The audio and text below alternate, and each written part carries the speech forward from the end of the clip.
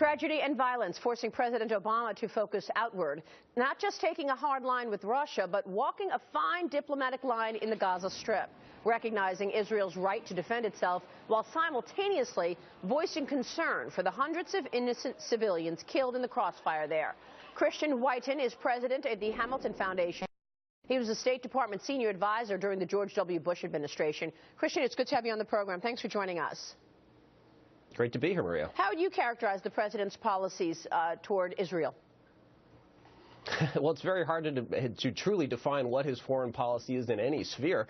As you said, he has given some pro forma statements of support to Prime Minister Netanyahu, but noticeably didn't have any communication with him, the leader of a key ally state, early in this conflict, and also sent one of his NSC, his National Security Council staffers, over to Israel to give a speech that was broadly condemning of Prime Minister Netanyahu and his approach to so-called peace talks that we instigated that failed quite miserably, and obviously would have been, since the factors were really never present for a comprehensive agreement between Israelis and Palestinians. So, you know, it's behind sort of the backdrop or the facade of good relations, we have a president that isn't terribly supportive of Israel or its current political leadership. And how does that play out? I mean, what are the implications of such a policy or non-policy or non-support for Israel?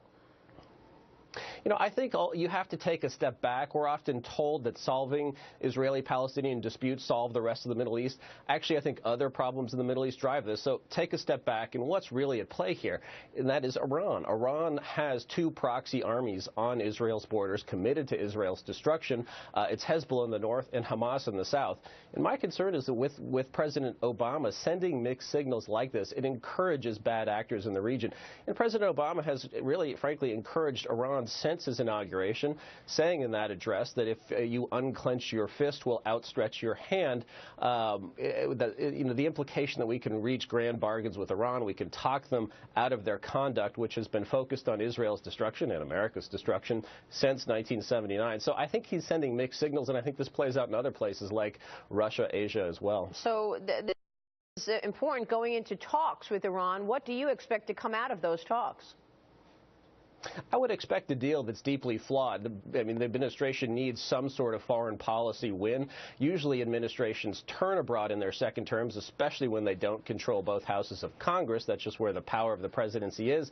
But looking abroad, there's just a series of very bad things. The collapse of Iraq into three sort of proto-states, and just the series of problems that have happened since Ukraine.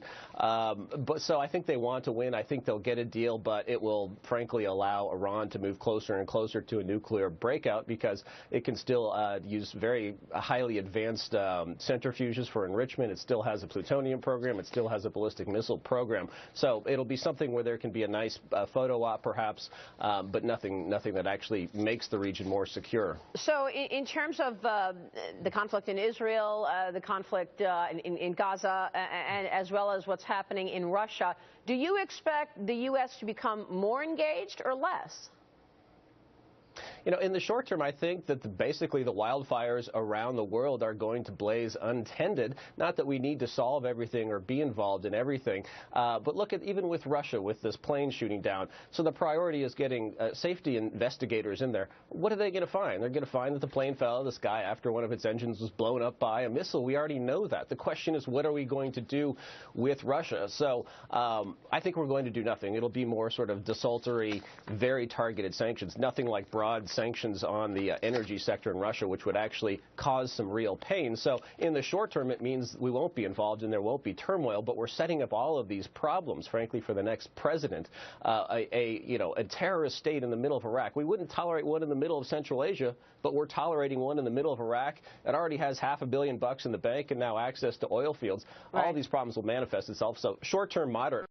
Long-term, very high risk. I mean, is it fair to say we got it wrong with the Russians? You know, the president said we were doing this reset. The president went for burgers with Medvedev and then, was caught with his mic hot saying, I'll have more flexibility once I get past the election. Did we get it wrong? I think so, and of course this was a key part of Secretary Clinton's tenure, was the reset with Russia. You know, countries act in their own national interest, and Russia has seen it as interest, and this is sort of typical for a repressive state, to indulge nationalism, to try and reclaim what it deems its near abroad that was lost in the collapse of the Soviet Union. We saw it in Georgia, we saw it in Ukraine, and to think that your personality as President of the United States is so appealing that you can talk a calculating leader like Vladimir Putin out of what he thinks his interests are is somewhat ludicrous. We have to sort of, you know, think a little bit harder about how you influence governors and what is governments and what is possible through diplomacy and not. So I think we did miscalculate there. Sure. Christian, good to have you on the program. Thanks so much. Thanks, Maria. Christian Whiton joining us.